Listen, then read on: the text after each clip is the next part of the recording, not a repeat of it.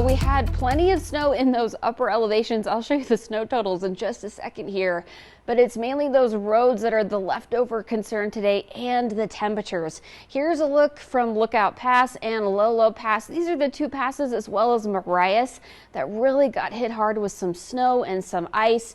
And we're going to continue to see some icy roads this morning as well. But let's look at these snow reports. 32 inches near Depuyer, Many Glacier, 20 inches in Badger Pass as well. These are all really in northwest Montana from local observers. As that front came in, there wasn't a lot of snow for some places, but it really hit those upper elevations.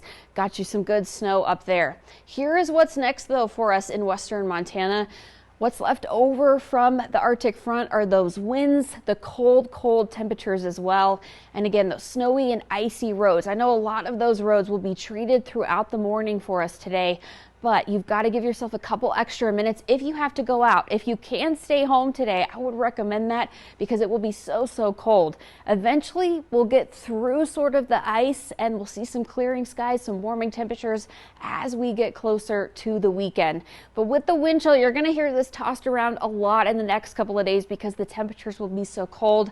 Our normal body temperature, just to give you some background, about 98.6 degrees, and our body has a thin layer of heat that helps us stay warm basically. But with the wind chill, that wind blows away that sort of outer layer of insulation, takes our body temperature to about 95 degrees. So that's why the wind chill can be a concern for us when it gets this cold. I'll show you those temperatures here in just a second. With this 7-day forecast though, here are the real temps what we're looking at over the next couple of days here.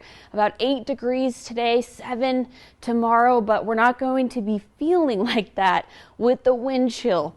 Now we do have the warming trend as we go into the weekend, but here's the wind chill temperatures before we get to those warmer ones. I know it's hard to see on this map, but what you're looking at is negative temperatures for all of western Montana. Negative 29 in Kalispell, negative 31 in Missoula and Hamilton.